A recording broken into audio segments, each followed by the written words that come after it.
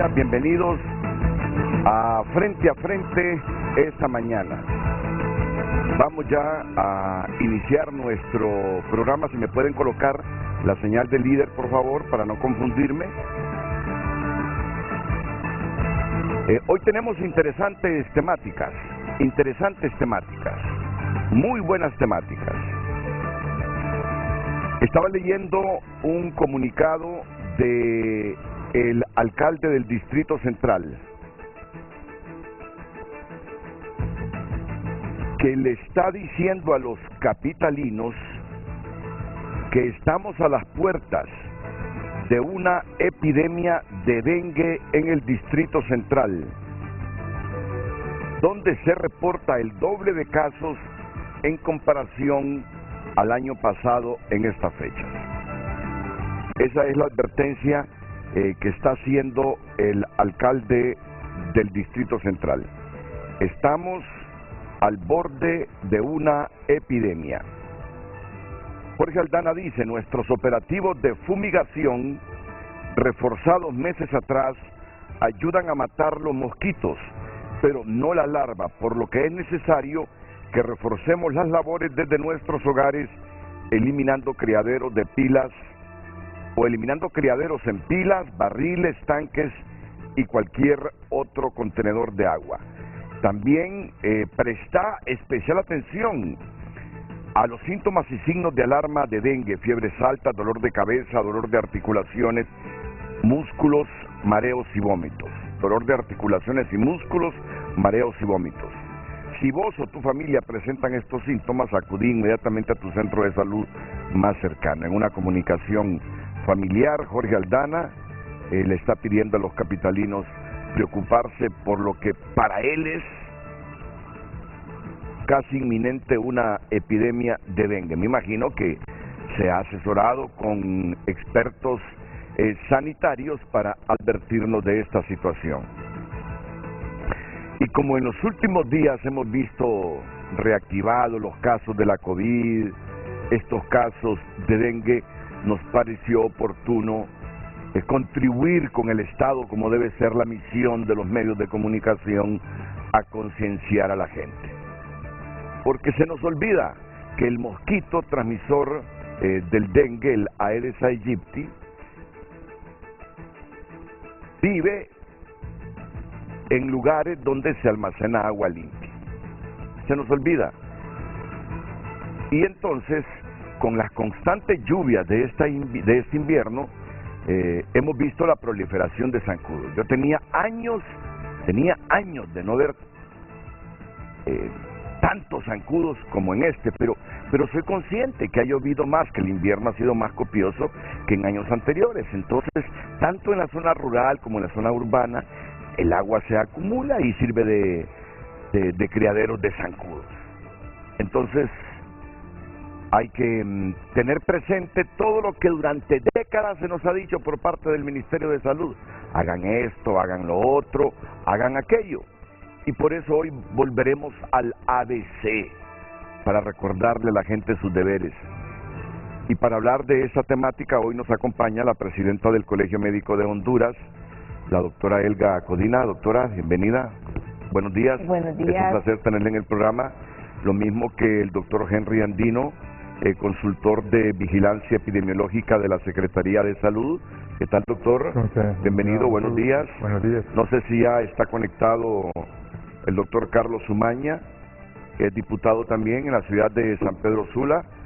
Sí, ya tenemos al doctor Carlos Umaña. Bienvenido, doctor. ¿Qué tal? ¿Cómo está usted? Gusto de saludar, licenciado Renato Álvarez, y a mis colegas que están ahí. Bendiciones y esperamos que este programa sea de mucho provecho. Muchas gracias por invitar. Claro que así será. Y solo quiero que me den unos minutos, porque ven que está Doris Gutiérrez también, ¿verdad? Está Doris, la designada presidencial Doris Gutiérrez. Me acostumbré, Doris, a la forma familiar con que siempre la he tratado. Doris. Siempre es lo mismo. Pero es en base a una relación muy cercana que yo he tenido con Doris Gutiérrez. Y entonces, pero no. Usted representa la institucionalidad. Y a la institucionalidad hay que tenerle respeto. No es que hay que estar sumisa o sumiso ante la institucionalidad, no estoy diciendo eso, sino tenerle respeto, porque aunque la institucionalidad históricamente se haya debilitado en Honduras, en algún momento los políticos tendrán que volverla seria. ¿Le puede dar la... Entonces, Doris es designada presidencial. Y Doris ayer no nos sorprendió, porque esto yo lo he escuchado en el pasado, pero ayer dijo: estoy transmitiendo el mensaje de la presidenta Xiomara Castro. Y me gustaría, por favor, que la producción me buscara el BTR que preparamos, la historia que preparamos sobre lo que dijo Doris Gutiérrez, diciendo: si no hay reformas al Tratado Constitutivo del Parlamento Centroamericano que sean vinculantes en estos temas, y enumeró los temas, y ya se los vamos a recordar. Honduras, dice, el Estado de Honduras se reserva el derecho de seguir integrando el Parlamento Centroamericano. Así lo ha dicho Doris Gutiérrez. Honduras se reserva el derecho de continuar integrado al Parlamento Centroamericano, perteneciendo al Parlacén, si este organismo no hace reformas a su ley constitutiva para que sus decisiones se vuelvan vinculantes, y no un elefante blanco en el que gastamos un montón de dinero anualmente para que cualquier cosa que de ahí salga no produzca nada. No produzca nada. Yo lo digo con todo respeto a los integrantes del Parlacén, son improductivos. Esta institución es improductiva, y sé que esta institución fue impulsada por la Unión Europea, pero tenemos que reconocerlo, europeos, que este es un elefante de blanco que solo sirve para que los partidos políticos metan a su gente, a la que no pueden poner en los listados a otros cargos de elección popular, los mandan al Parlacén, porque se gana bien. Yo creo que el salario de los diputados al Parlacén no es menor a los $5,000. Y si usted saca cuenta, ¿cuánto es $5,000, doctora? ¿Cuánto es $5,000? ¿25, 50? 125,000 empiras. ¿Quién no aspiraría a tener un salario mensual de 125,000 empiras? Así que esto fue lo que dijo Doris Gutiérrez. El catalogado como elefante blanco de la integración centroamericana estaría a las puertas de perder a uno de sus miembros, luego que el gobierno hondureño diera un ultimátum al Parlacén para reformar su tratado constitutivo, de manera que las decisiones que se tomen sean vinculantes con las necesidades de los pueblos. Caso contrario, se reserve el derecho de mantenerse en el organismo regional. Que haya poderes vinculantes en temas claves, como el tema de integración, el tema de ambiente, el tema de participación de las mujeres. Gutiérrez lamentó que no se vean resultados para las naciones que conforman el Parlacén, pese a que se le proporciona una millonaria partida anual. Recordó que la población se pregunta cuáles son los beneficios que se han recibido, pues desconocen las acciones de sus diputados, que tampoco rinden cuenta sobre sus logros. Están representando los pueblos y tienen que tener una acción más participativa, más deliberante y más conocida. Para los analistas, la postura del gobierno es acertada, puesto que la inversión del Estado es significativa y no se visualizan acciones concretas en beneficio de los pueblos. Claro ejemplo de ello es la contaminación del río Motagua, donde ni siquiera se le ha llamado la atención a Guatemala por dañar la imagen de las costas hondureñas. Y no hay nada que reprenda o que ponga alguna penalización al Estado guatemalteco por dañar nuestras costas y nuestros ríos.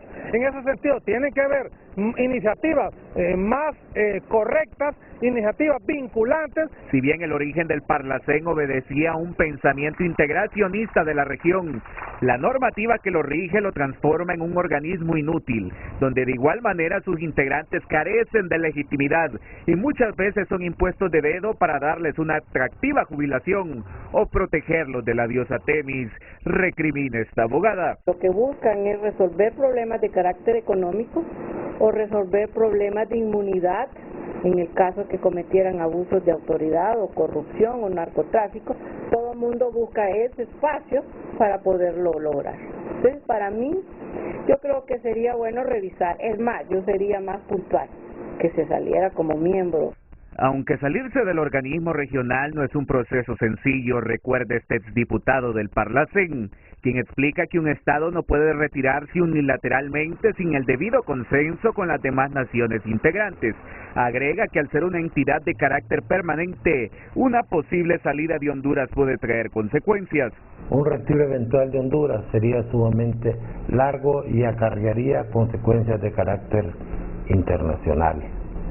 Cada vez que se inicia un gobierno se habla de eliminar la participación de Honduras, pero nunca se hace. Y los que dicen eso terminan al final del gobierno integrando los cuadros de diputados del Parlacén. En caso que Honduras finalmente decida bajarse del barco del Parlacén, esa institución perdería 20 diputados, quedando conformada por 5 países: Guatemala, Panamá, El Salvador, Nicaragua y República Dominicana. José Miguel Álvarez, Telenoticias. Dori Gutiérrez escribió en su cuenta de Twitter: si no es posible hacer estas reformas que estamos demandando sobre la creación de leyes vinculantes, el gobierno de Honduras, presidido por su presidenta Xiomara Castro Zelaya, se reserva el derecho de continuar o no en el Parlacén.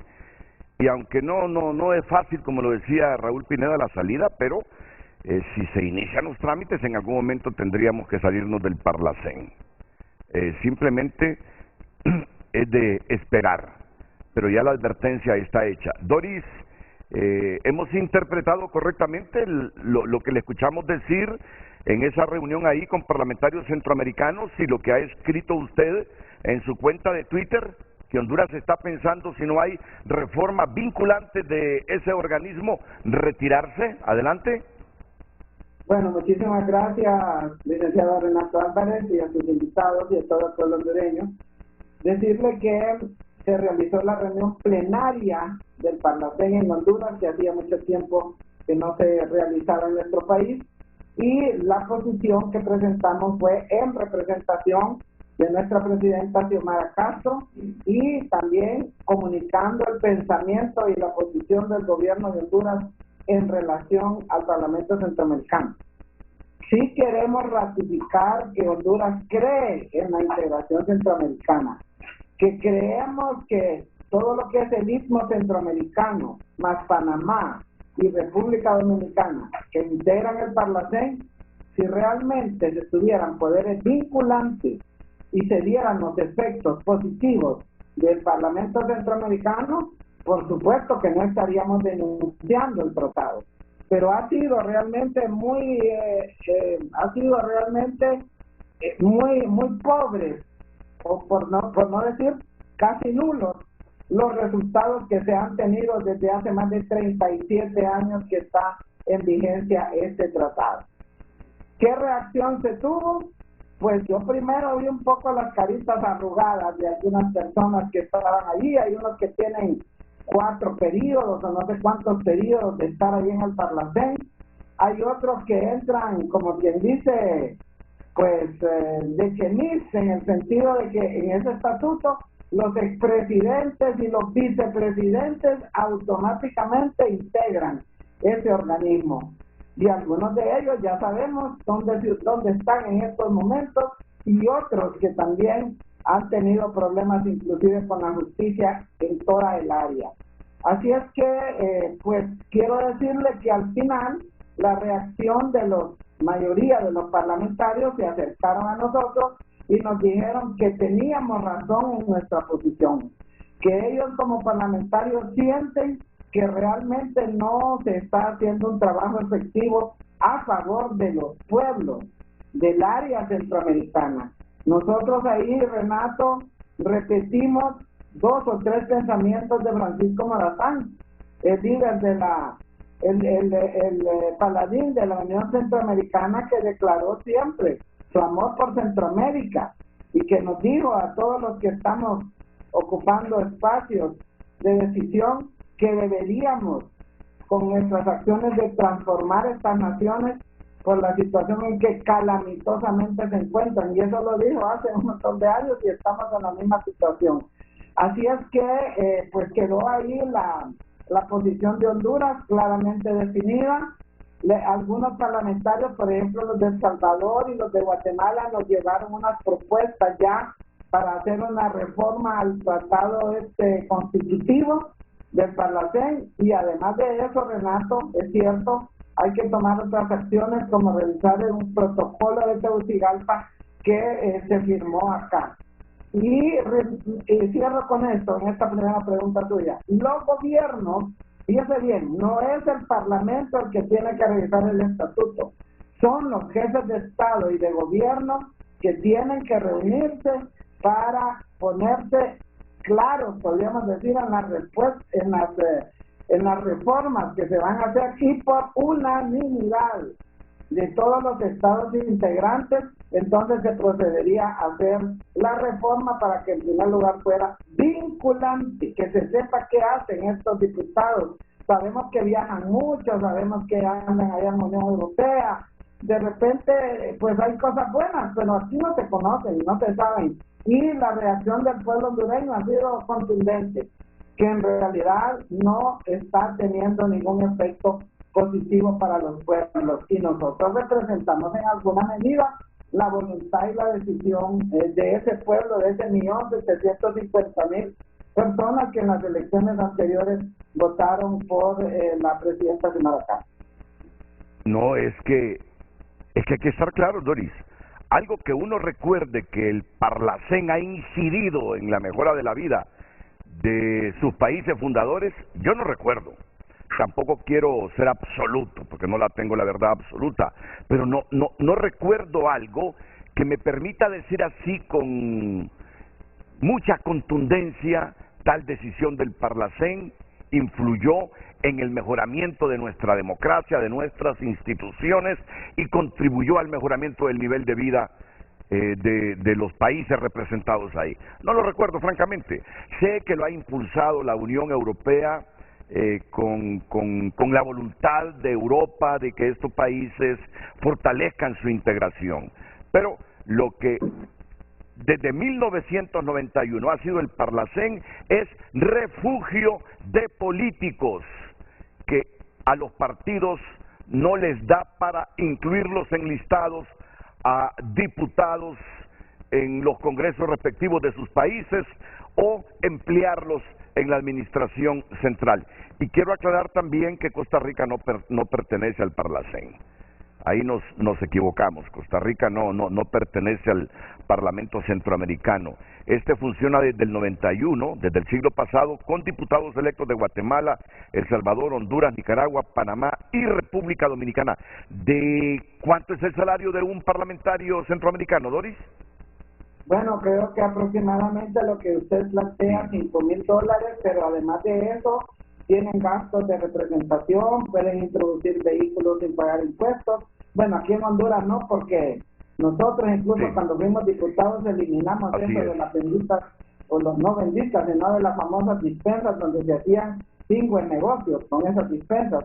Por cierto, Matías Funes y su servidora renunciamos a todo eso de esas dispensas.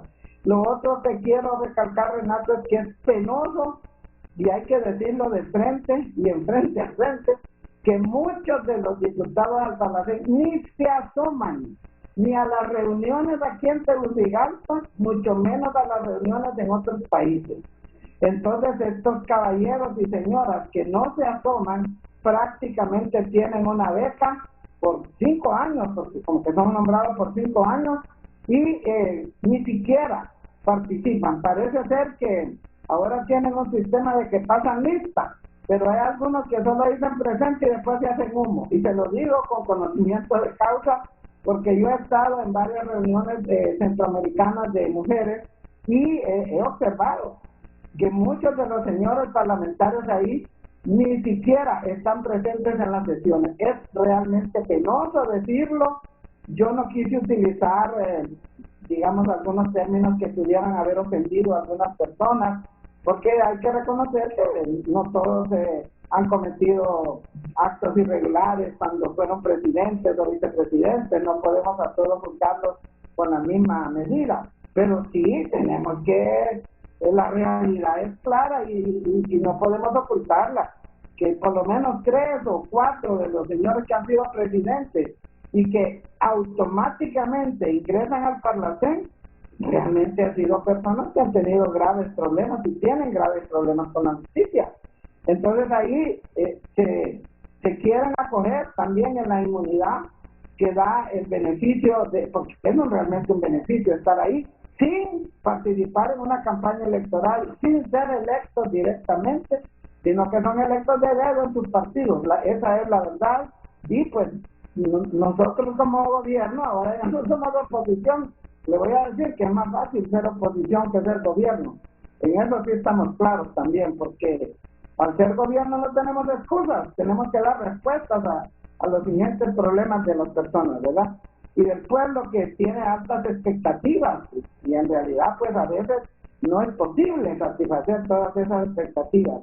Entonces sí, creo que la mayoría de los parlamentarios ahí, hay muchos jóvenes, Renato, nuevos, porque este es un nuevo parlamento que se instituyó, que tomaron posesión en el mes de octubre, creo, del año pasado. Sí, se nos acercaron y nos dieron, ustedes tienen toda la razón, han dicho cosas que son secretos a voces y tenemos que tomar decisiones radicales, o le damos vuelta de calcetín a ese parlamento o no tiene sentido realmente que exista. Así es que pues creo yo que al final el resultado ha sido positivo. A algunos no les gustó, es normal eso, ¿verdad? Han tenido un montón de periodos de estar ahí, pero nuestro deber es recoger lo que son las inquietudes del pueblo. En otro gobierno también quisieron tomar esa decisión, pero al final pues no se hizo. Yo lo que sí sé decirle es que hay una decisión clara de parte de la presidenta Xiomara Castro y de todo el equipo de gobierno, pero lógicamente tenemos que seguir algunos pasos que ya están identificados, entre ellos revisar ese protocolo de Tegucigalpa y también reformar algunas de las funciones de ese Parlacén, darle poder vinculante, si no, los papeles, y a veces ni sabemos qué es lo que se aprueba. Se reúnen creo que una vez al mes en cada país, una semana. He tenido oportunidad de observar y he ido a algunas reuniones donde ni siquiera en el país ya nos está fallando. Es un poco relajante, o sea, no tienen mayores actividades que realizar, mucho menos.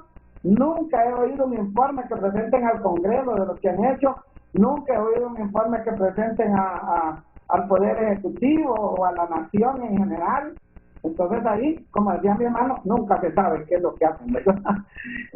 Pues yo me encuentro ahorita en Cibatepeque, Renato, porque estamos apoyando bastante fuertemente lo que son los emprendedurismos de mujeres, y tengo que moverme a Marcala, Chinacla y otros municipios, pero pues creo que dejamos clara la posición. No sé si usted tiene alguna pregunta. Yo sé que alguna gente va a reaccionar de un modo, todavía pues es normal, pero la posición del gobierno se me pidió que la planteara y yo pues lo hice de manera congruente con la tarea asignada.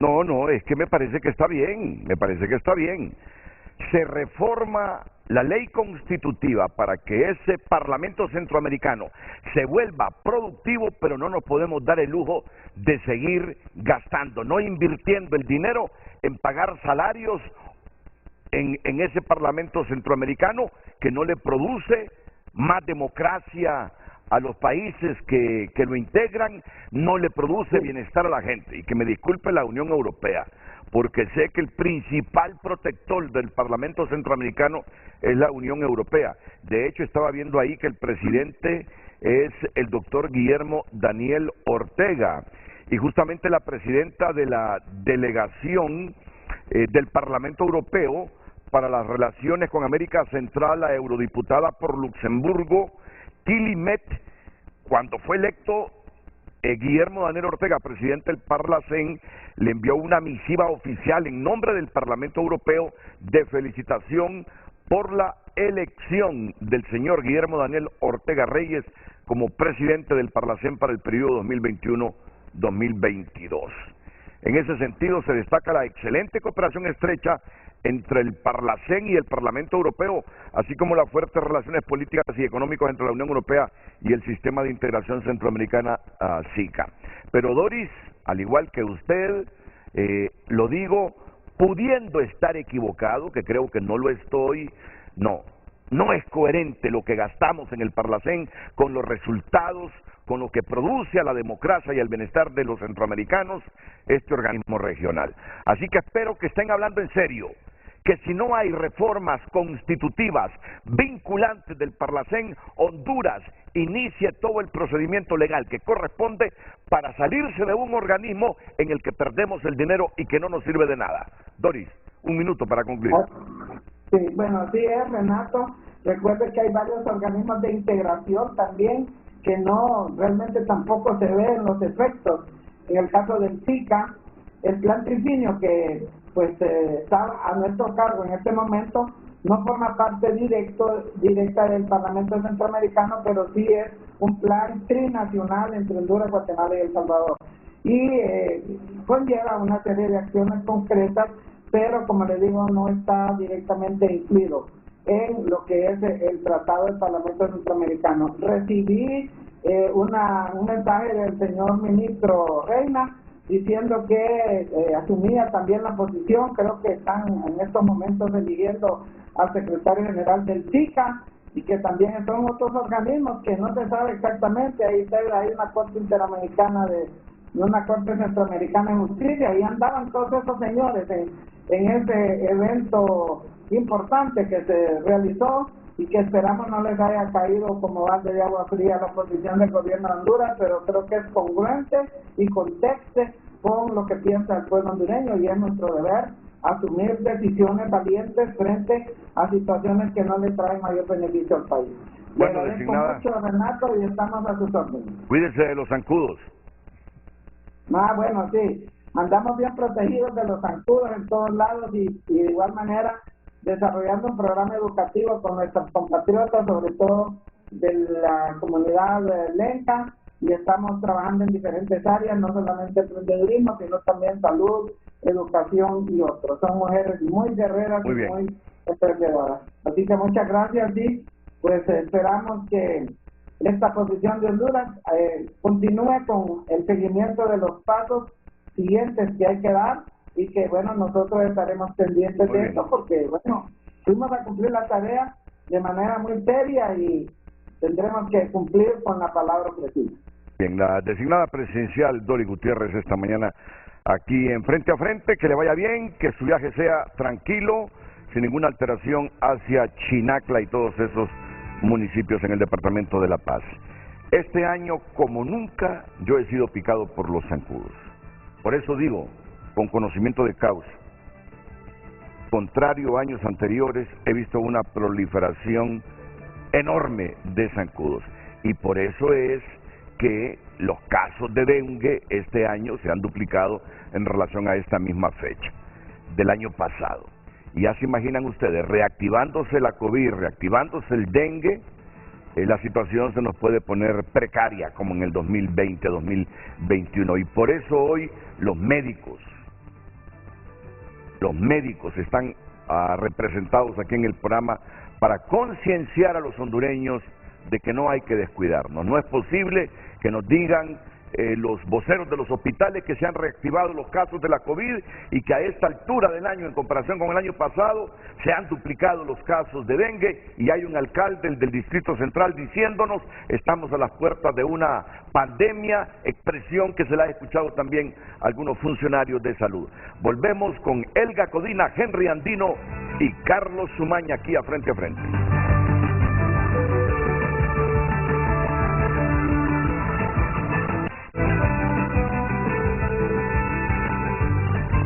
Hoy en Tu Nota es presentado por Banco de Occidente. Sueñe, planifique y ahorre.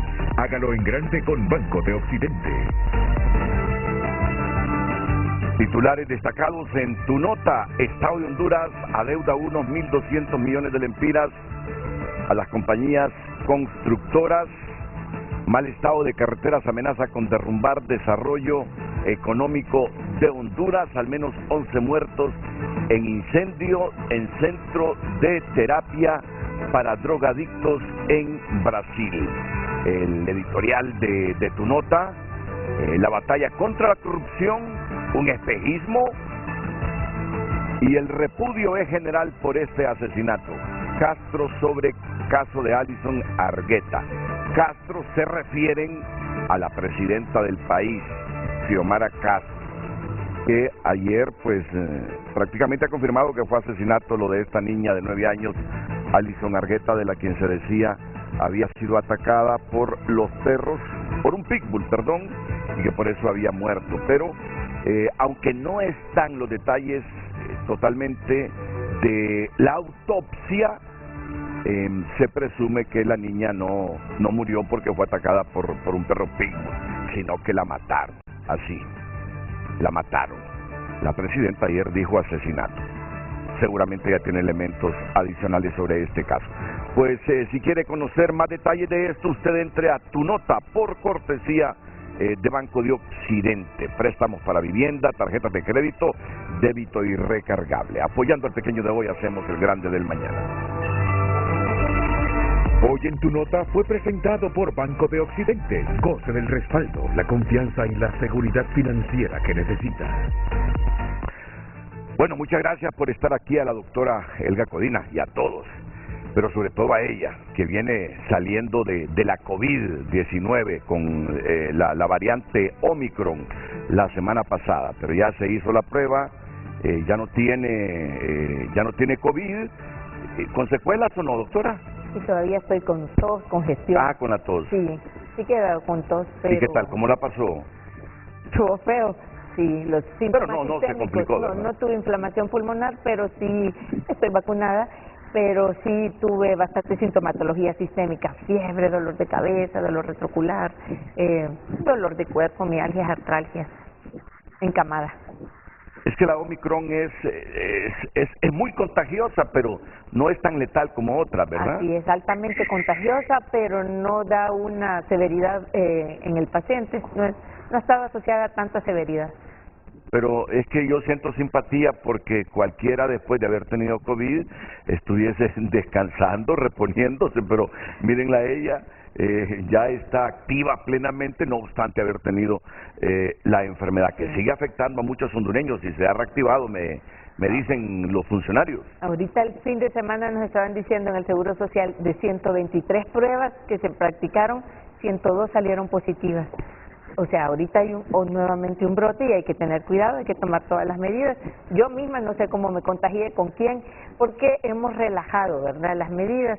Entonces es por eso la importancia de seguir haciendo prevención también contra COVID. Gracias. Sí. ¿Usted sí se mantiene libre de la COVID, doctor Umaña? Efectivamente, licenciado Álvarez, no me ha dado. Yo le agradezco las oraciones al pueblo hondureño. Un saludo a mis dos queridos colegas de hace muchos años, al doctor Henry Andino y a la doctora Codina. Un abrazo fraterno, me alegra ella que salió bien librada de esto. Igual en San Pedro Sula tenemos más de 10 colegas y enfermeras contaminados, y cuando la primera línea se comienza a contagiar, nos viene una nueva ola. Así que le agradezco, licenciado Álvarez, la oportunidad de que hoy advirtamos de estas dos enfermedades al pueblo hondureño, y gracias a Dios seguimos libres de COVID, su servidor. Bien, muchas gracias. Doctor Henry Andino, ¿usted certifica estos datos de que de nuevo se reactiva la COVID? Sí, definitivamente que sí. Saludar al doctor Umaña hasta San Pedro Sula, un abrazo igual, el cariño de siempre y el respeto, por supuesto. Tenemos un repunte que la verdad es que después de casi 18 semanas epidemiológicas de descensos, el repunte es significativo porque veníamos de una base de 50, 45 casos a reportar 200, 250 casos en un día, y eso no lo habíamos logrado hacer más allá por la tierra del doctor Umaña, donde los casos se han disparado.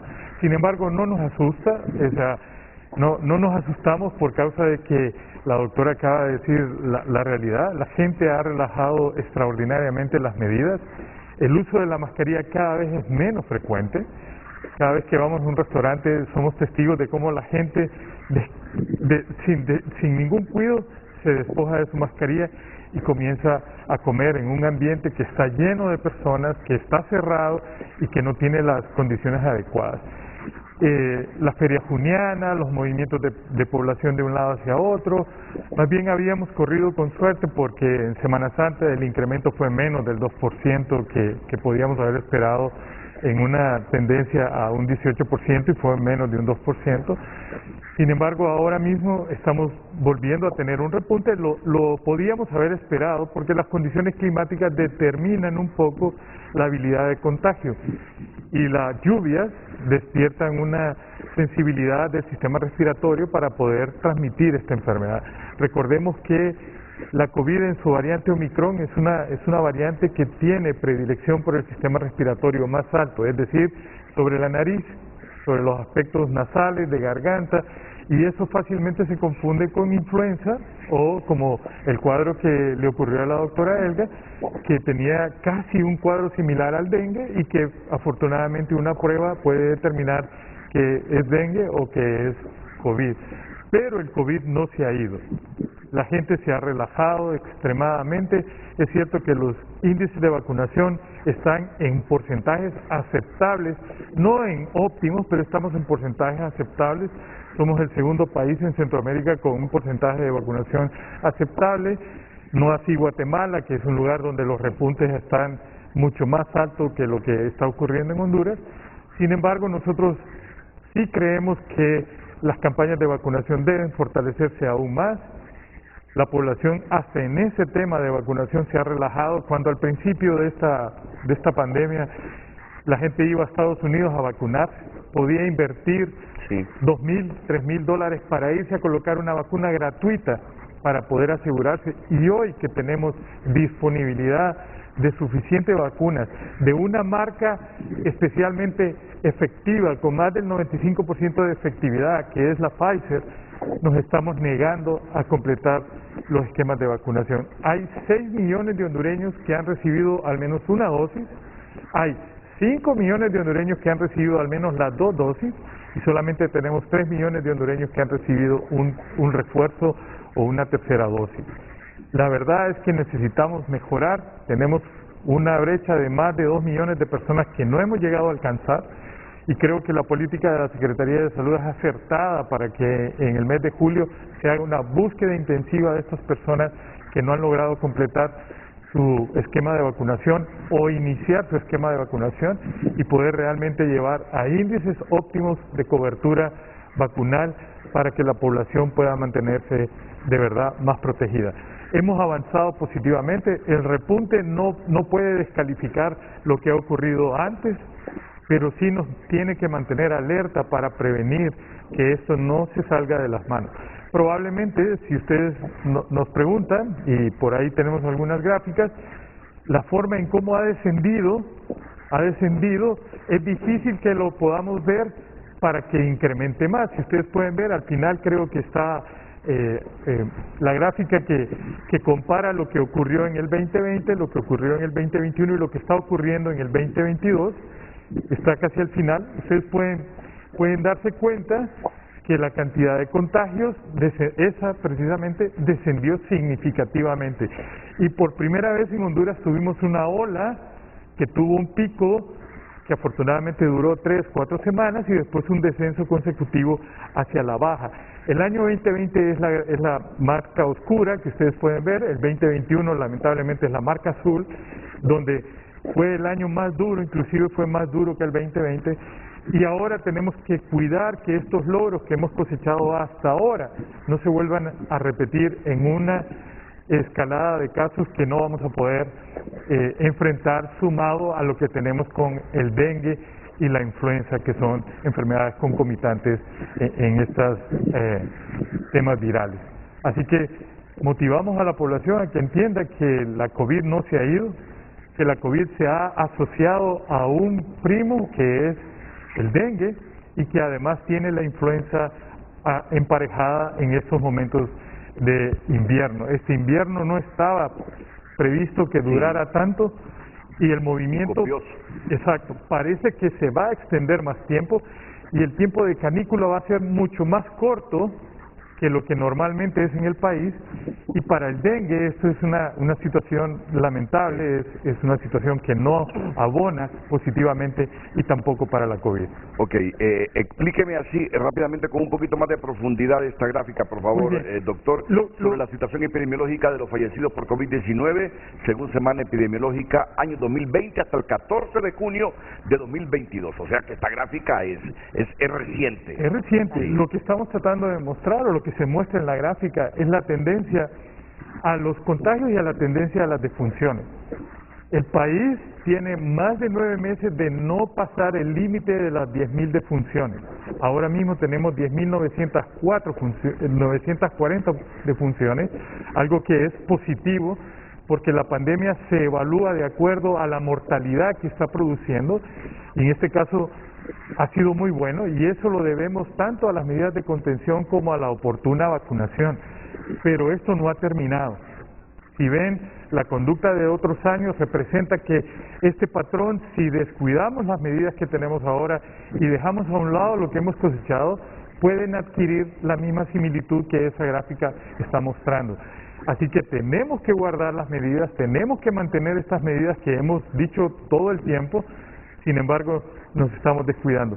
Y como bien lo apuntaba la doctora Codina, hemos llegado a un momento que no sabemos en qué, ni dónde, ni cómo nos estamos contagiando, porque no estamos en ambientes donde la gente se ha preocupado por la protección. Nosotros como familia salimos a caminar, a trotar todas las tardes y vamos con mascarilla y la gente nos queda viendo como personas raras y enfermas, pero todavía tenemos que cuidarnos, porque todavía la COVID está en el país y es capaz de agravar y llevar a la muerte a las personas que no están vacunadas. Para todos los hondureños que están viendo el programa, el color azul representa el año 2020, el rojo el 2021 y la más oscura de color negro 2022. El 2022. Correcto. El 2022. ¿Cuántos muertos en el 2022 por COVID? Hasta este momento solo hemos reportado una cifra de 160 fallecidos. 160 fallecidos. Y fueron acumulados dentro de las primeras 12 semanas de este primer año. Ustedes pueden ver el repunte que tuvimos, que fue realmente la crisis en la transición de todos estos movimientos gubernamentales que afectó la ola que tuvimos. El Omicron vino a favorecer más, y la infección mixta entre que entraba el Omicron, salía Delta, que eran de las variantes más peligrosas. Pero sí ha habido un repunte en el último mes o las últimas semanas. Así es, hemos tenido un repunte de casos cuando hemos tenido dificultades para detectar casos, porque no hemos llegado a más de 1.500 pruebas semanales en lo que 1.500 pruebas diarias, perdón, en lo que va cada reporte, y eso significa que la capacidad de detección disminuye, el diagnóstico disminuye, y no hemos logrado captar la realidad de los casos que están activos. Pero en promedio puedo asegurar que no vamos a pasar hasta este momento de más de 300 casos que pudieran ser positivos diarios, aunque en este momento, semanas atrás, hemos llegado a reportar 90 casos, y de esos 90, 35 han salido positivos. Lo que menciona la doctora que ocurre en el Seguro Social es llamativo, porque ustedes pueden entender que de ciento tantas pruebas, el 90% salgan positivas, es decir, hay algo que está ocurriendo y que tenemos que poner atención en cómo estas cosas están empezando a disparar. Y repítame los datos de la vacunación, por favor, los que decía usted hace algunos minutos. Necesitamos aumentar la capacidad de vacunación. Hemos puesto 14 millones de dosis en el país, aproximadamente. De esas 14, 6 millones y medio son primeras dosis. 5 millones punto 8 son segundas dosis, es decir, tenemos más de 6 millones de hondureños que han completado al menos su primer esquema de 1 o 2 dosis. Y tenemos 4 millones de hondureños que han recibido al menos un refuerzo, es decir, una tercera dosis, que eso actualiza el esquema que hasta ahora está aprobado mundialmente para proteger. La cuarta dosis no es una dosis que esté reconocida en el esquema, pero que se está aprobando para los adultos mayores, las personas que tienen enfermedades crónicas o las personas que tienen alguna enfermedad que tiene como base la disminución del sistema inmunológico. Pero la tercera dosis es refuerzo, ¿verdad? Es un refuerzo. ¿Cuántos han aplicado ese refuerzo? Casi 3.7 millones de hondureños. Pero todavía hay como, ¿cuántos millones que no? Todavía tenemos otros 3 millones de hondureños que necesitamos cubrir. Y esto es porque las poblaciones han aumentado. Si ustedes ven, se han ido aumentando las edades que son vacunables, y eso que en el pasado éramos 7 millones los que debíamos de vacunar, hoy en realidad estamos llegando a que seamos casi 9 millones de hondureños que vamos a poder ser vacunados. Pero también, doctora Codina, y luego voy con el doctor Carlos Umaña, yo me encontré con una profesional de la psicología, una mujer inteligente, emprendedora, que me dijo: Renato, yo después de las 2 dosis iniciales no me pongo una tercera. ¿Por qué no te la vas a poner? Es un refuerzo que lo necesitas. No.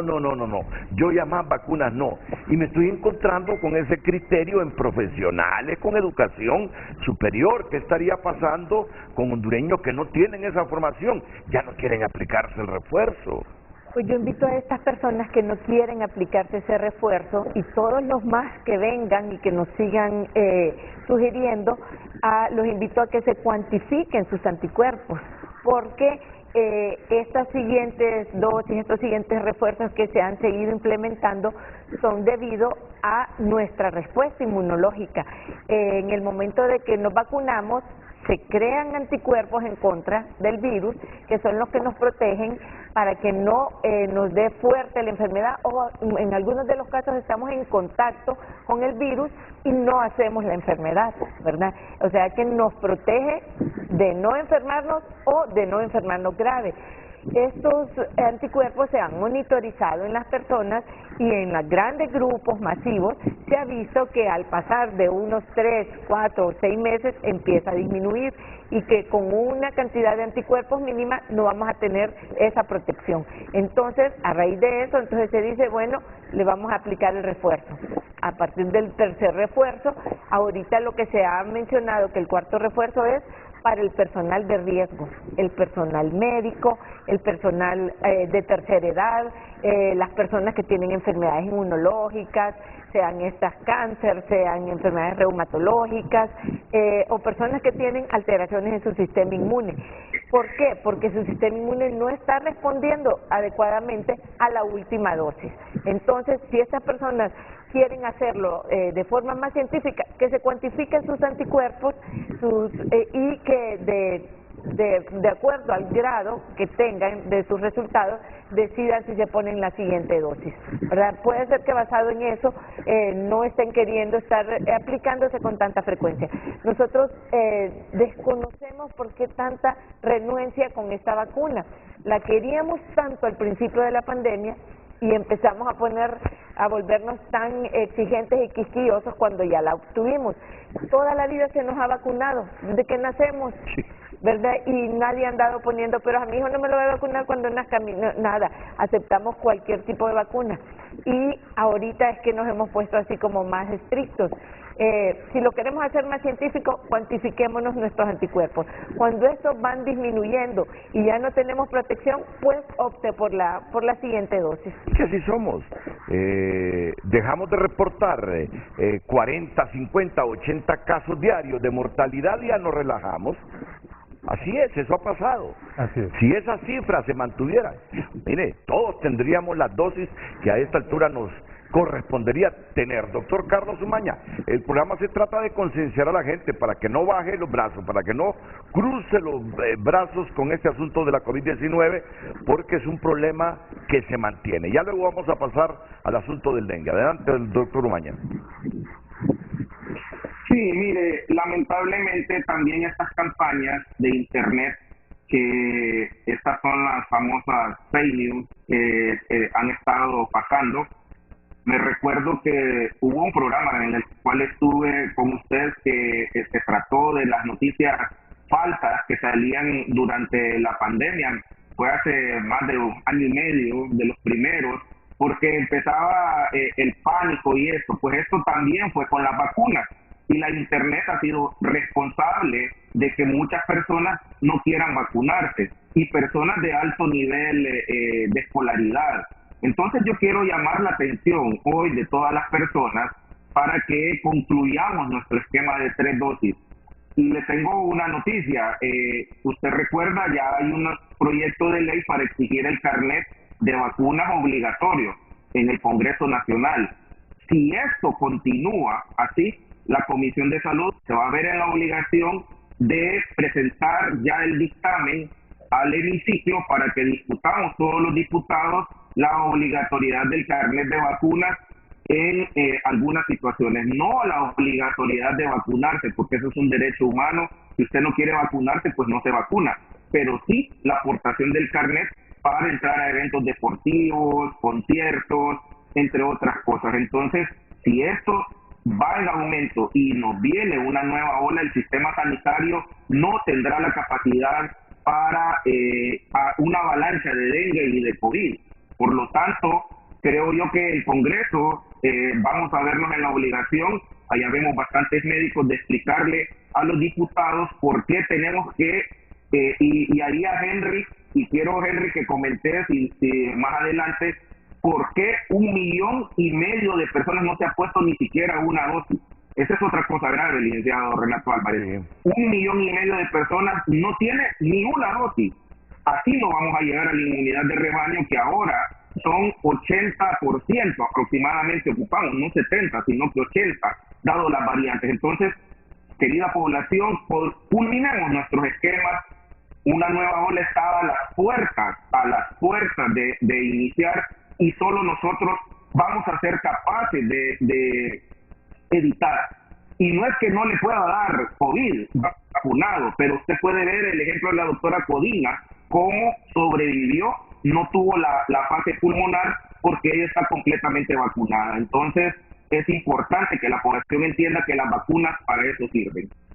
Sí, mire que el exfiscal Mario Chinchilla, un profesional universitario, un hombre distinguido, abogado, me envía un mensaje en este momento y me dice: Renato, ¿será cierto un estudio de Israel que la vacuna afecta el semen?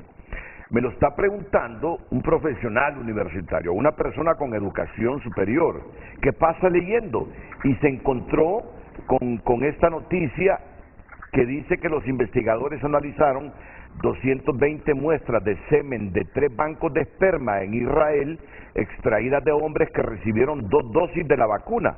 La recolección de semen se programó 7 días después de recibir la segunda dosis.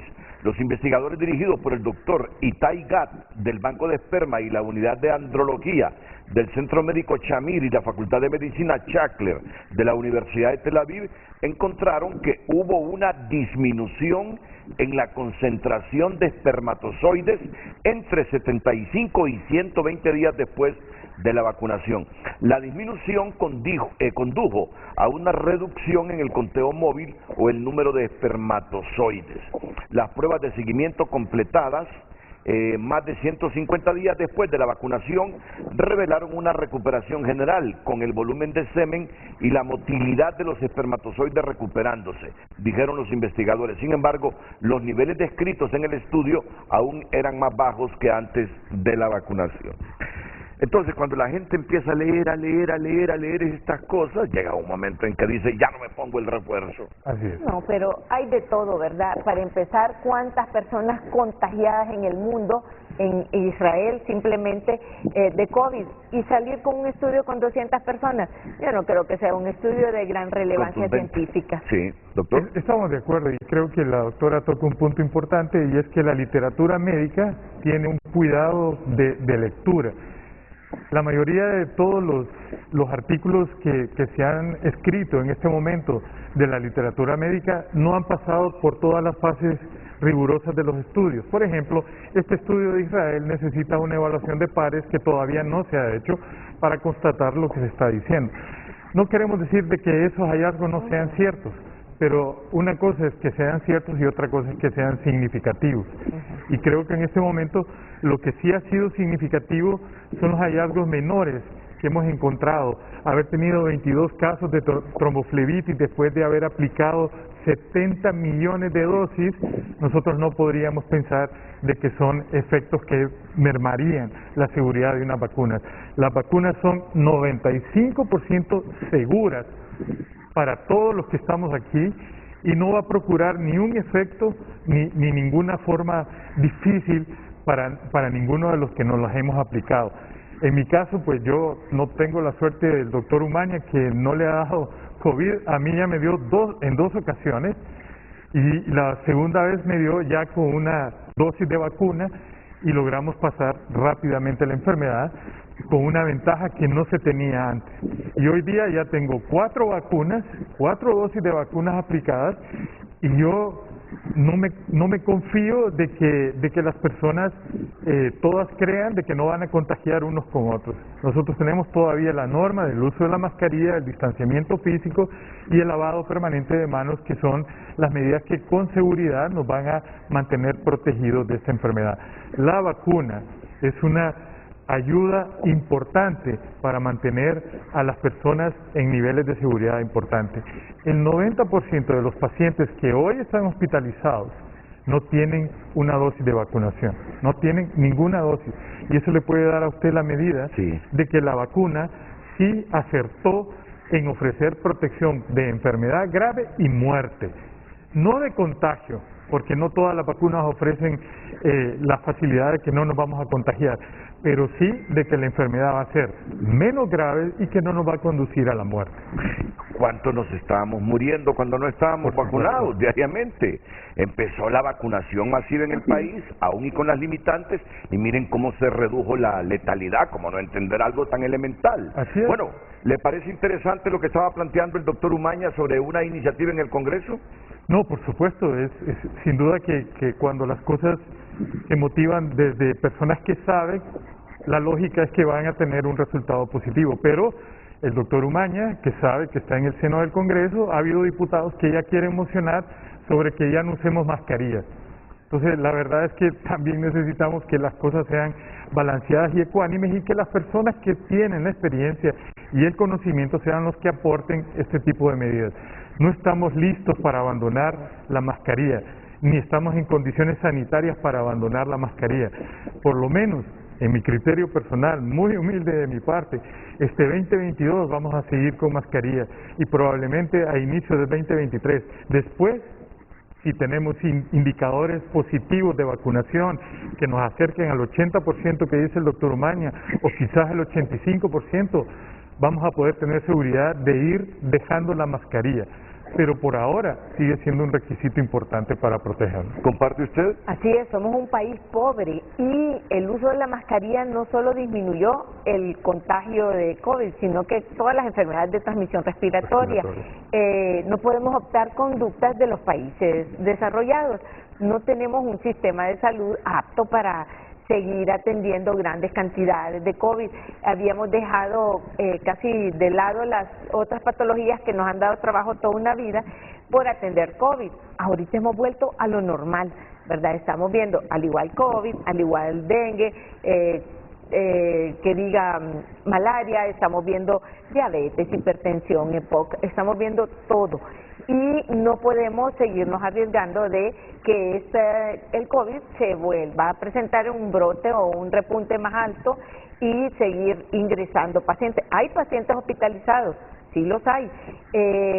Ha disminuido el número de pacientes graves, pero como dice el doctor, los pacientes que están hospitalizados o no tienen un esquema completo, ¿verdad?, de vacunación, o no están vacunados, ¿verdad? Y esos son los que están graves ahorita en los hospitales, porque los hay, ¿verdad? Entonces no hay que olvidarlo, sí se siguen presentando casos graves y hay una gran cantidad de contagios, pero de todos ellos, la mayoría, más del 95%, pasan en su casa, como lo pasé yo, y no pasa a más, pero a saber cuánto tiempo anduvo uno contagiando. Claro, entonces tenemos que continuar con las medidas, el distanciamiento físico, el uso de la mascarilla, el lavado frecuente de manos, el alcohol gel, todo eso nos ayudó. Hay gente que nunca se contagió durante toda la pandemia. ¿Qué hizo? Eso. y no necesariamente estar confinada, encerrada en su casa, sino que cuidarse con estas medidas que tenemos que seguir implementando, porque no solo nos protegen del COVID, sino que disminuyeron una gran cantidad de enfermedades infectocontagiosas.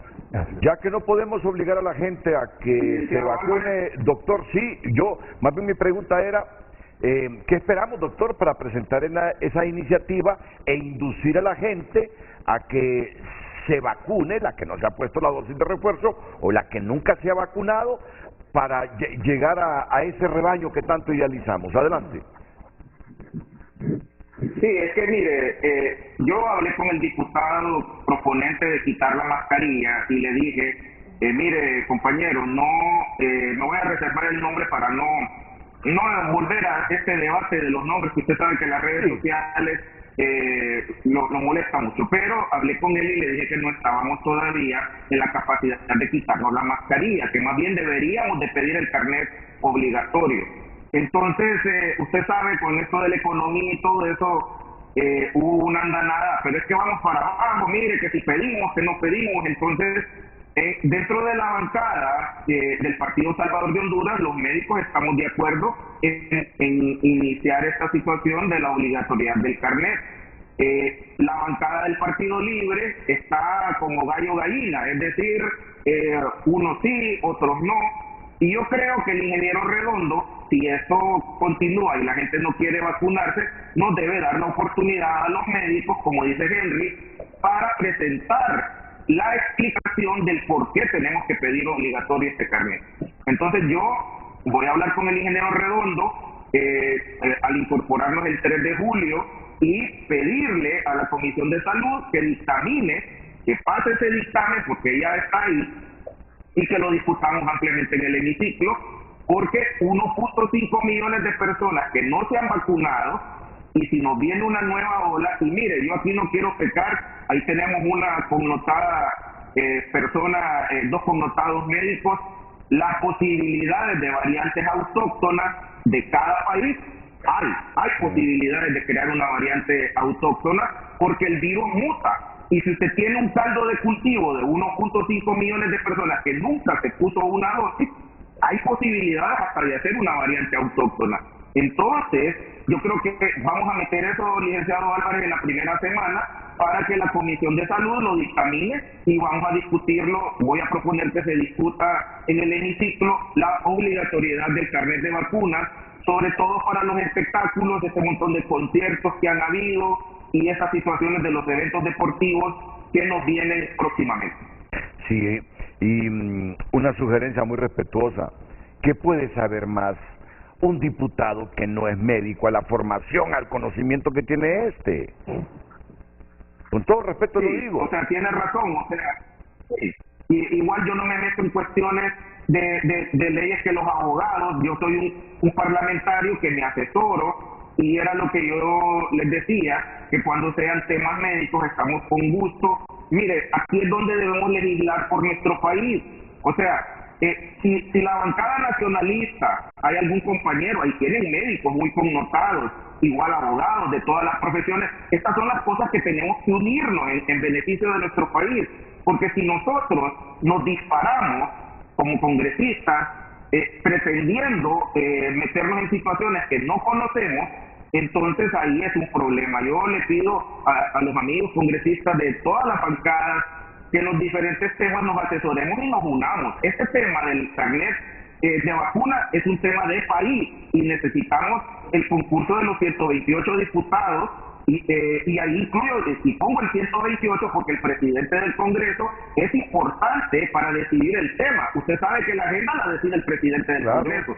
Si él no lleva este tema, entonces es complicado. Entonces aquí va a haber que hacer situaciones para mejorar. Eso es en el caso de que veamos que va en ascenso. Si se mantiene, como hasta el momento, y coincido con Henry, de que si vamos poco a poco, no vamos a ver una nueva ola. Pero si comienza, si se inicia y vemos que epidemiológicamente va subiendo, la obligatoriedad del carnet es importante para hacer que algunas personas que no se lo ponen por X o Y razón la vacuna, se la pongan y que terminen su esquema. Y la otra, Henry, no sé si la Secretaría adoptó ya el sistema de 3 vacunas como ya un esquema formal, o simplemente las 2 dosis como esquema completo. Eso es importante para yo conocerlo y darlo en la Cámara Legislativa. Si vamos a quedarnos con un esquema de 2 o si nos vamos a quedar con un esquema de 3. No sé también si la doctora Codina me puede comentar esta situación. ¿Cuál es el esquema? ¿2 o 3? Sí, están ahorita hasta la tercera dosis. La cuarta es para el personal de riesgo, nosotros, los médicos, los que estamos en contacto con pacientes, las personas mayores de 50 años, se mencionó al principio 60, ahora 50, ¿verdad, doctor? Sí, la cuarta. Sí, la cuarta. Y también las personas que tienen enfermedades, que tienen en riesgo su sistema inmunológico. Para esas personas está la cuarta dosis. Hasta ahorita vamos, para todo el mundo, la tercera. Sí, doctor. La verdad es que es importante lo que menciona el doctor Umaña. El país ha adoptado el esquema que internacionalmente la Organización Mundial de la Salud nos ha dejado para poder adoptar. Y es un esquema completo de 2 dosis más un refuerzo. Eso es lo que hasta ahora se ha requerido como el esquema básico de vacunación para la COVID, entendiendo que 1 y 2 dosis son el esquema completo. Y el refuerzo se estaba colocando o se sigue colocando como medida de protección para la variante Omicron, que es la última que hemos tenido repuntando en casi todos los países. La cuarta dosis todavía es un debate, y el doctor Umaña lo sabe y la doctora Codina sabe, es un debate muy profundo sobre quiénes están a favor y quiénes están en contra. Ante la duda, es mejor colocarse una cuarta dosis si me toca, si ya tengo los 6 meses y estoy expuesto, mejor me voy a colocar una cuarta dosis. Pero esas dudas, ¿por qué razones? Porque unos dicen, no, ¿para qué van a gastar más en vacunas? Hombre, no hay necesidad de un segundo refuerzo, suficiente con las primeras 2 dosis y el refuerzo, o es por que no están convencidos de las repercusiones de tanta vacuna. No, mire, estaría de acuerdo a decir eso si estuviésemos en un país donde los indicadores sanitarios como el de la nutrición, el de la salud general, estuvieran en niveles altos. Nuestro país no tiene niveles altos de indicadores de salud que diga que la población en general mantiene un estado de salud favorable para responder a una vacuna como podían responder en otros lugares del país. Nuestra población, que el 45% todavía está en algún grado de desnutrición, aún con la vacuna, necesita un refuerzo para poder fortalecer más esa memoria inmunológica que está deprimida sencillamente porque somos personas desnutridas. ¿Usted es favorable al segundo refuerzo entonces? Yo soy favorable al segundo refuerzo para esta población que bien aclaró la doctora, que es la población de la tercera edad, los que tenemos problemas inmunológicos o los que estamos en la primera línea de batalla de esta enfermedad. Pero hasta la tercera dosis, animo a todas las personas que puedan llegar a concluir hasta una tercera dosis. Muy bien, terminemos con los cuadros que sobre la COVID usted nos va a socializar o va a socializar aquí con los hondureños para que después pasemos al tema del dengue, porque mire, el dengue es otro problema serio que tenemos en este momento. Pasemos a los cuadros que trajo el doctor para terminar con el asunto de la COVID. Bien. Ese en general solo es un reporte que se puede obtener en un día y creo que ahí pueden estar viendo ustedes que el promedio de reporte y de captación es muy bajo. Voy a decir aquí que los esfuerzos de la Secretaría no son en vano, pero la capacidad de recolectar muestras en las diferentes regiones sanitarias no es muy alta. La gente no está yendo a hacerse examen.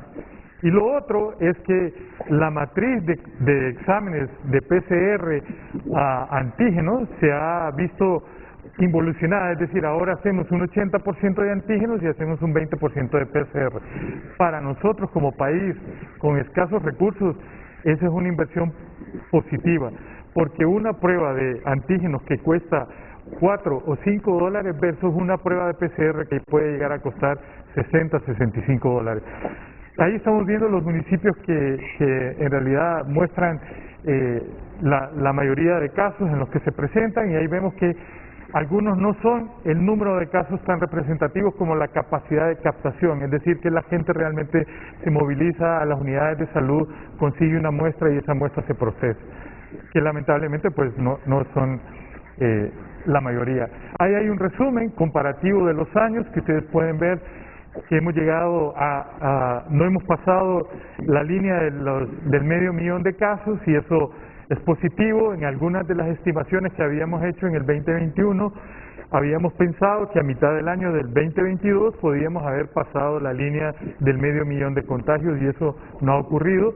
Lo mismo positivo es en la cantidad de defunciones, cuando hemos visto estabilizado afortunadamente esa fracción que iba entre los 10.400 a los 10.900, que ahí se siga manteniendo, es positivo para el país. Y luego las siguientes gráficas es como la franja de la población económica activamente es la que más se contagia, la que menos se contagia es la tercera edad, pero a la hora de hablar de mortalidad, esa pirámide se invierte porque los picos más altos están en los mayores de 60 años y los picos más bajos están en los menores de 40 años. Y por último, el cuadro que vimos, ahí estamos mostrando cuáles son los lugares donde mayor cantidad de mortalidad tenemos, y esto es algo positivo. Venimos de una letalidad que marcó a veces hasta 12%, 4%, a tener una letalidad del 1.1%, que ojalá esa fuera la letalidad del dengue, pero no es así, y así deberíamos de mantener estas medidas. Si dejen eso, por favor, que eso es importantísimo. Y ese texto, entre los fallecidos por COVID-19, las comorbilidades más frecuentes son hipertensión, diabetes y enfermedad renal. Hipertensión arterial, diabetes, mellitus y enfermedad renal. Esas son las patologías o las comorbilidades que si uno se contagia de la COVID le pueden complicar la salud, ¿verdad? Corre mayor riesgo. Sí, corre mayor riesgo de morir. Bueno, pues muchas gracias, doctor, muchas gracias. Y ahora pasemos a lo del dengue.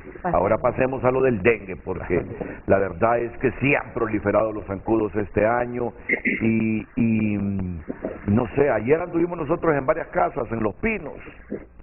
Sí, aquí somos cuidadosos con el agua. Y nuestros periodistas mirando el patio todo desordenado y con trastos ahí acumulando agua limpia. Nos vamos a morir del dengue si no hacemos algo. Y no quiero aquí ser fatalista, hacer drama, pero no se confíe, hombre, no se confíe si un mosquito le transmite, si la Aedes aegypti le transmite esa enfermedad del dengue a su niñito, un descuido puede representar la muerte de él o la suya, mamá, papá. Por eso es que están Elga Codina, Carlos Umaña, lo mismo que el doctor Henry Andino esta mañana en Frente a Frente.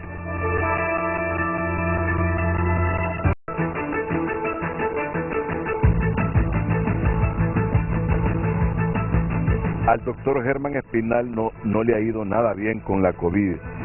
Germán Espinal es actualmente miembro de la Comisión de Política Limpia. Dice, un repunte del COVID-19 me ha dado positivo con 3 dosis aplicadas.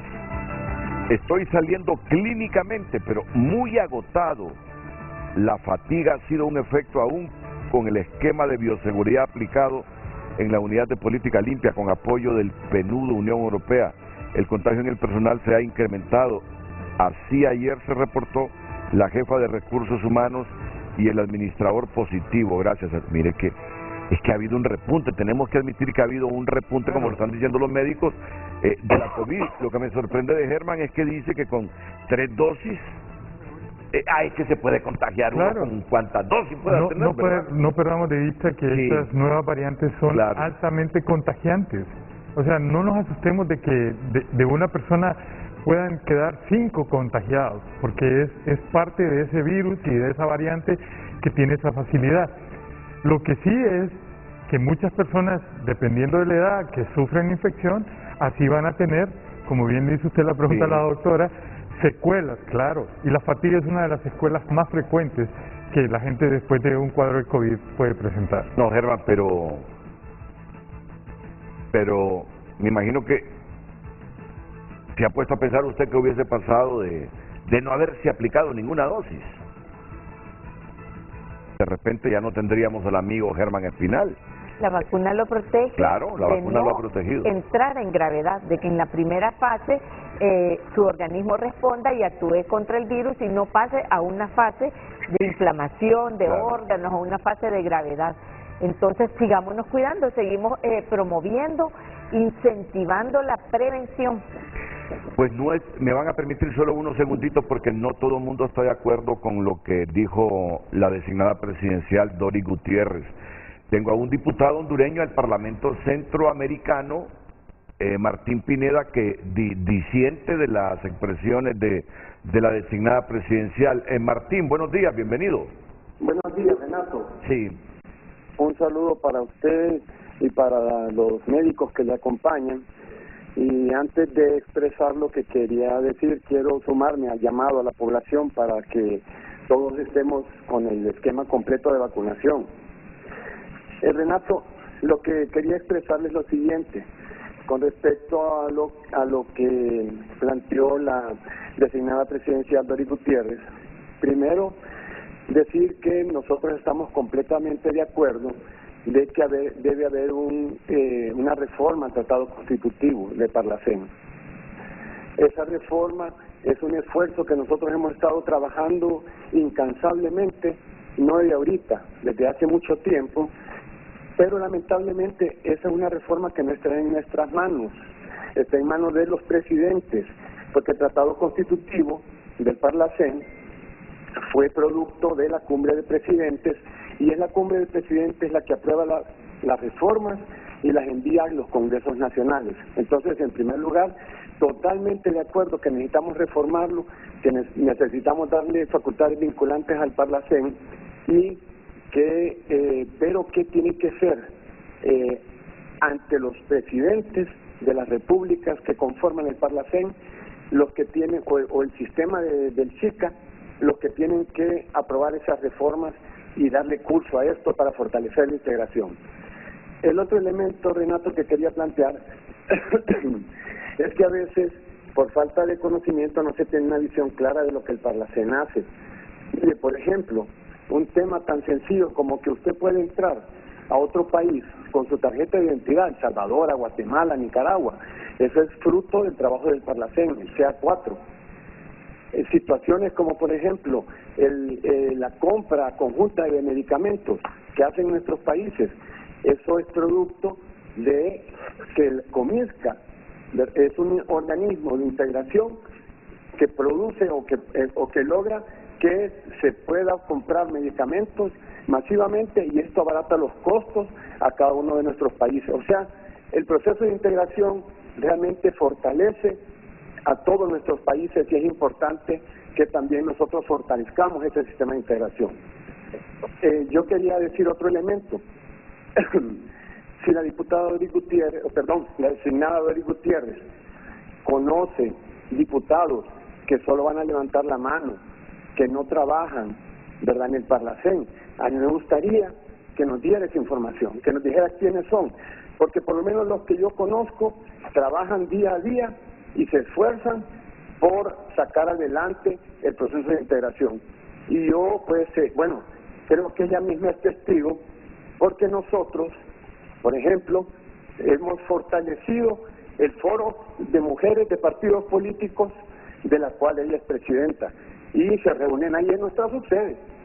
Así es que quería expresarle eso, disculpe, estoy un poco afónico, quería expresarle eso, Renato, y decirle que estamos dispuestos a plantear públicamente todo el trabajo que el Parlamento Centroamericano hace por el proceso de integración.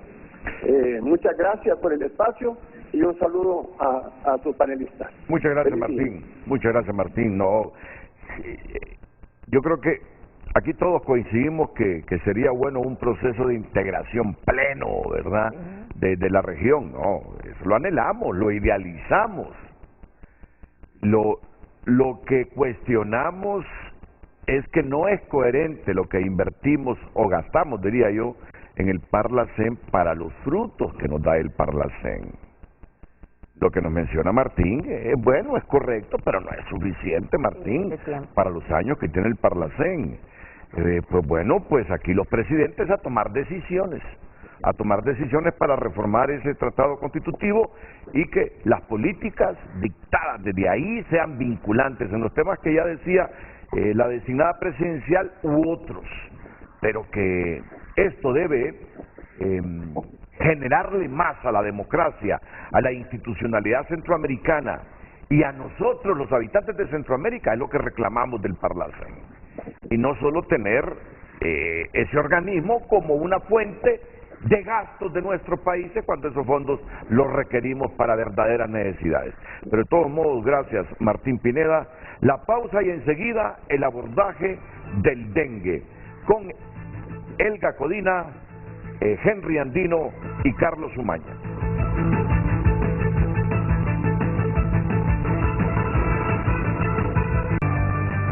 El repunte de casos de dengue en el Distrito Central mantiene en alarma a la región sanitaria, pues los casos van en aumento y la población no toma en cuenta las medidas preventivas que ordenan las autoridades sanitarias. Se ve que los pobladores no están cumpliendo con todas las medidas que les estamos dando cada vez que los medios de comunicación pues nos dan espacio. Siguen con sus criaderos en las casas, los encontramos en las pilas llenas de larvas. Doña Argentina Díaz, residente de la colonia Los Pinos, una de las zonas de más riesgo en cuanto al dengue, le responde a las autoridades y dice sentirse entre la espada y la pared, al reclamar que el agua le llega cada 15 días, teniendo que buscar la manera de almacenar el vital líquido de manera sana, porque tampoco se le ha suministrado BTI. Tirando BTI, que aquí no han venido, ni han fumigado y mi nieta me maneja limpio todo eso ahí. Y como lloviendo, el zacate crece ligerito. Al echarle a los 15 días me quedo sin agua ni para lavar. Yo ocupo el agua todos los días porque todos los días lavo. Otra habitante de la colonia Los Pinos cuenta incluso que tuvo a su menor de 4 años internado por dengue. Y aunque asegura que en su hogar le declaran la guerra al zancudo transmisor, su patio dice lo contrario. Sí, no, y ya después voy con cuidado, durmiendo con mosquiteros, abate en las pilas y matando el zancudo. No, él estuvo interno, pero salió bien, gracias a Dios, aquí lo tengo. En el Distrito Central existen, además de Los Pinos, 16 colonias identificadas de mayor riesgo por el aumento de casos de dengue que están siendo intervenidas por las autoridades, quienes hacen el llamado a la población a no esperar que ellos lleguen para eliminar cualquier criadero de zancudo en casa. Y ya les voy a decir por qué la Secretaría de Salud no utiliza el abate ahora. Ya se lo voy a comentar. Así que el que ha intervenido menos, siento yo hoy, es el doctor Carlos Umaña, así que le vamos a dar la oportunidad al doctor Carlos Umaña para un mensaje a la población, porque si hay repunte de la COVID, tal como él mismo lo decía, y ahora tenemos a este mosquito provocando muchos casos de dengue, la situación se nos puede complicar y desbordar. Adelante, doctor. Quiero decirle, licenciado Álvarez, una de mis experiencias más horribles que he tenido como anestesiólogo es darle la anestesia a los niños con dengue para colocarles catéteres centrales. Usted no tiene idea ver a un niño agonizando, ver a los padres llorar amargamente enfrente mío. Recuerdo un colega médico y su esposa llorando enfrente de su servidor a las 2 de la mañana porque teníamos que colocarle un catéter central porque el niño estaba en un estado de shock tan mal que había que colocarle ese catéter central y yo no le podía garantizar si iba a salir vivo del quirófano porque la anestesia es un acto agresivo para el cuerpo. Mire, si hay cosas que han marcado mi vida como médico es intubar a mis colegas en COVID y a muchos pacientes que estando conscientes fui la última persona que vieron y darle anestesia a los niños con dengue. Esto es un testimonio, un zancudo Y mire, el último niño que falleció hace un mes en el Instituto Hondureño de Seguridad Social murió en la unidad de cuidado intensivo. Vi a los padres y en una guardia mía, y créame, no es nada agradable ver a eso. Entonces, ¿qué mejor mensaje le puedo dar a la población? Yo no quiero que su niño, porque habitualmente se está ensañando con los niños, le pase y usted tenga que llorar amargamente a la par de una unidad de cuidado intensivo porque no cuidó. Eso que hizo esta señora en la entrevista, de decir, no, si salió bien, pero lo tuvo hospitalizado, pudo haberse muerto ese niño. 7.265 casos llevamos de dengue, 145 graves, 2 niños se han muerto en el último mes. Ese es el mejor mensaje que le puedo dejar yo a la población. ¿Por qué no organizamos, querida población, en cada barrio brigadas los fines de semana? Pongan a los adolescentes a chapear. El dengue se adquiere en las comunidades. Ahí está Henry Andino, un experto en epidemiología, que les puede decir que el zancudo hembra sale a las 4 de la tarde. No es en la oficina, no es en la escuela, es habitualmente en la casa que se adquiere el dengue. Todos los solares en Montarrado, las municipalidades, yo no veo ordenanzas más que la de San Pedro y la de Tegucigalpa. Queridos alcaldes hondureños de todos los municipios del país, pongan ordenanzas para que limpiemos los solares, organicemos las brigadas los fines de semana para chapear, para limpiar. El zancudo, y quiero ver si Henry me ayuda en esto, se ha adaptado al cambio climático, ya no solo es de las pilas, ahora es de agua estancada, ahora es de chapitas, de llantas, de latas. O sea, el zancudo se adaptó, nos está ganando a los seres humanos. Y el zancudo es por la supervivencia de él, pero dentro de él, de la hembra, va este virus mortal para los seres humanos. Así que mi mensaje de conciencia hoy es que sinceramente he visto niños graves y no quiero que le pase a usted esta situación.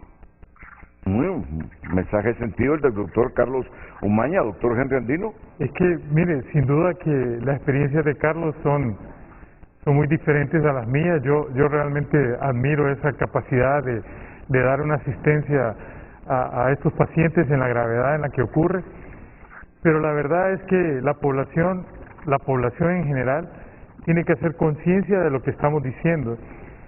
Lo decimos por conocimiento, y el doctor Umaña lo dice claramente. Tenemos un zancudo que ha evolucionado conforme la comunidad evoluciona, se adapta a lo que la comunidad le coloca.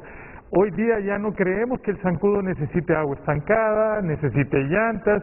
En un poquito de agua limpia, donde pueda encontrarla, es capaz de anidar la hembra una cantidad enorme de huevos para poder tener una cantidad enorme de larvas.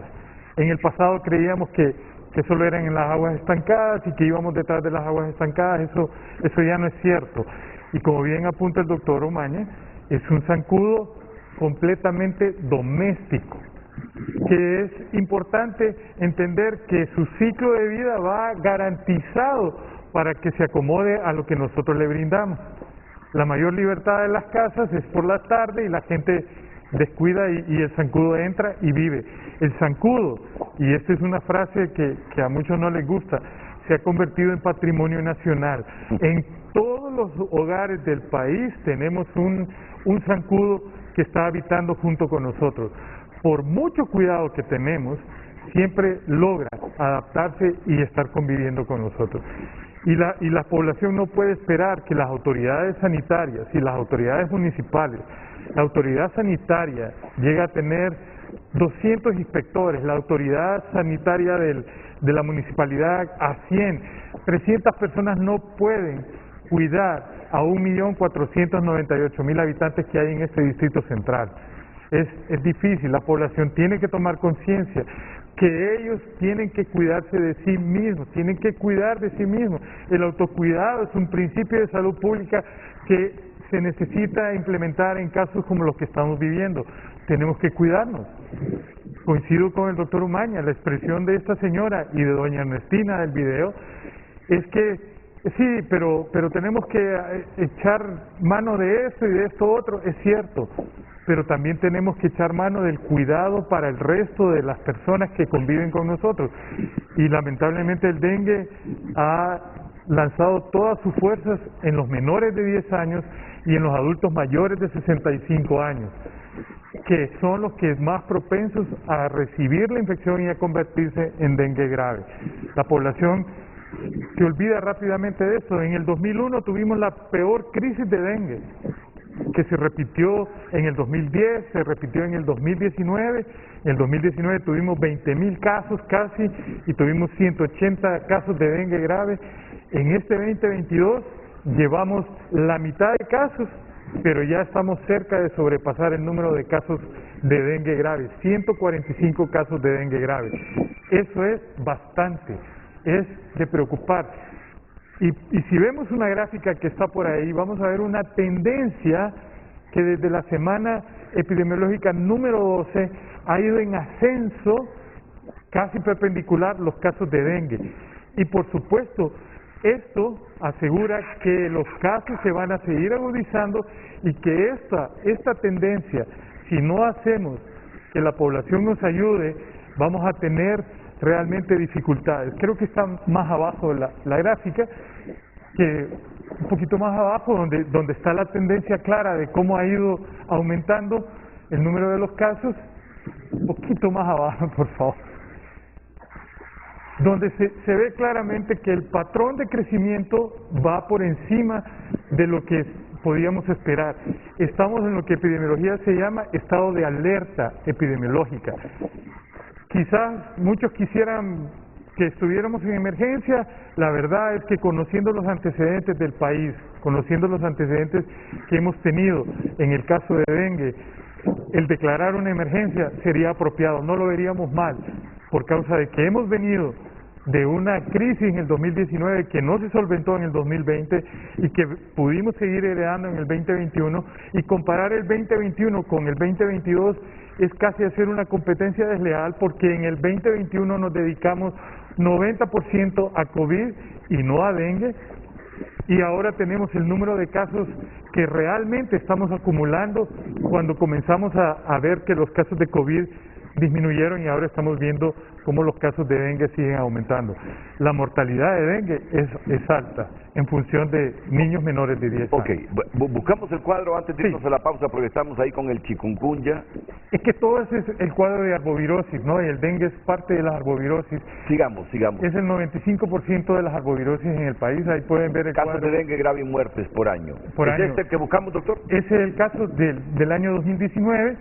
Si ven ustedes, es una explosión altísima, que ese patrón no se puede pensar que la disminución ha sido intencionada o ha sido por el manejo adecuado de esto. No, fue porque en realidad le pusimos mucha más atención a la COVID y descuidamos los casos de dengue.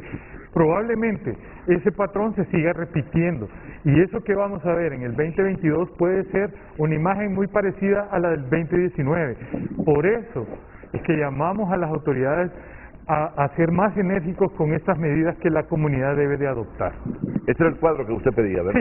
Sí, muy bien. Es el cuadro. Muchas muy gracias. Bien. Vamos a escuchar a la doctora Elga Codina también, la presidenta del Colegio Médico, sobre esta temática. Después de la pausa han escuchado al doctor Henry Andino, que es el consultor de vigilancia epidemiológica de la Secretaría de Salud, y al doctor Carlos Umaña, que es médico del Seguro Social y actual diputado.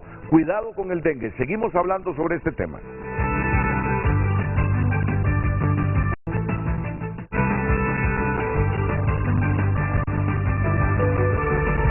Hoy en Tu Nota es presentado por Banco de Occidente. Sueñe, planifique y ahorre. Hágalo en grande con Banco de Occidente. Algunos de los titulares que destaca en este momento Tu Nota. tunota.com. No tengo señal aquí en el televisor, no puedo leerlo. Tendré que leerlo de acá. Unos 20 productos de la canasta básica registran alza en el precio para esta semana. Choluteca decreta estado de emergencia ante aumento de homicidios. Kylian Mbappé sobre la Champions. Es el objetivo claro y anunciado por el PSG. Nueva caravana migrante saldrá del sur de México ante negativa de visados. Está pasando en Tu Nota. Usted puede ingresar para ver el contenido de estas noticias por cortesía de Banco de Occidente. Hoy en Tu Nota fue presentado por Banco de Occidente. Goce del respaldo, la confianza y la seguridad financiera que necesita. Doctora, ¿y el dengue? Así es, licenciado Álvarez. El dengue es una enfermedad reemergente, está catalogada en ese grupo. Se presenta en épocas del año y vemos un número de casos, una alta incidencia en épocas de lluvia, porque esto favorece el crecimiento del zancudo. Hemos visto el comportamiento del dengue que nos dictó, que nos enseñó muy claramente con las gráficas el doctor Andino, y podemos ver que no ha parado en el país. Tuvimos estado de emergencia en el 2019, probablemente porque no se tomaron las medidas adecuadas de prevención. Vamos en un camino ahorita hacia un estado de emergencia. Nosotros podemos desviar ese camino, pero para eso se necesita la colaboración de toda la población, o sea, toda la población, no solo en esos barrios que nosotros podemos ver las condiciones en que viven. Todos. En mi casa hoy en la mañana estaba una macetera llena de agua, hay que darle vuelta en los apartamentos, en las casas, en los patios. Todos tenemos un riesgo ahí guardado para el crecimiento del zancudo. Lo que no queremos es enfermar, no solo la mortalidad. Si bien es cierto, hay personas que dicen, pues yo ya soy grande, yo es muy poco riesgo de mortalidad. Si a usted le da dengue, va a caer en cama, es por lo menos una semana de improductividad, y no crea que cuando sale de ese proceso infeccioso viral, usted sale y ya felizmente voy a trabajar. Quedan convalecientes, licenciado, por lo menos un mes, y se lo dice a uno, esta fatiga, este cansancio que me ha quedado después de esta enfermedad, trabajo por honor, trabajo por responsabilidad. Sí. Todos queremos estar saludables. Seguro. Entonces lo que debemos hacer ahorita es este fin de semana motivarnos, hoy si es posible, ir y buscar.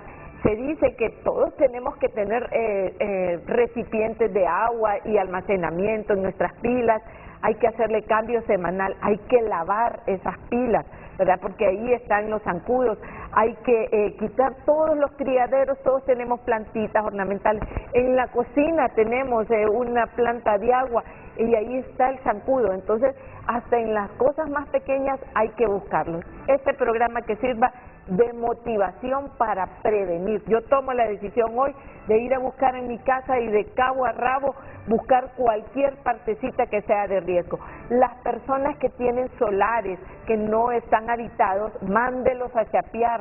La alcaldía, el Estado no puede, cubrir todo lo que decía el doctor.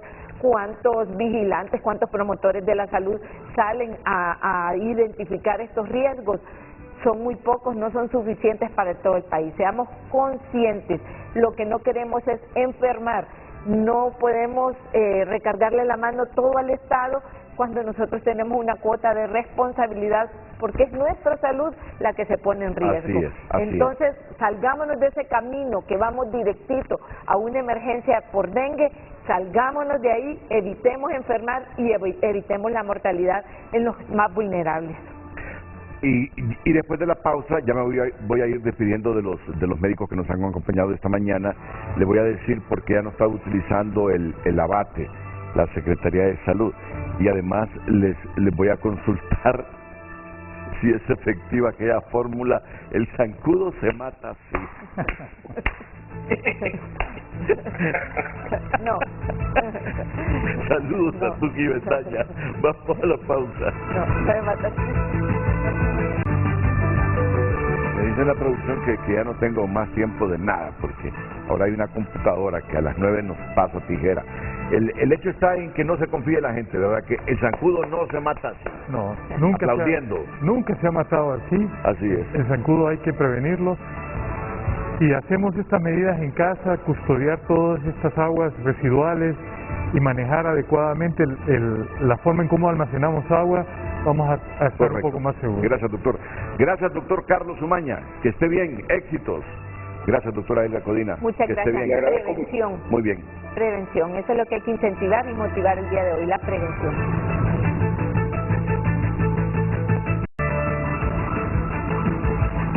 Los invito para que continúen con nuestra programación. La mañana del 5, a continuación aquí en la pantalla líder. Feliz fin de semana.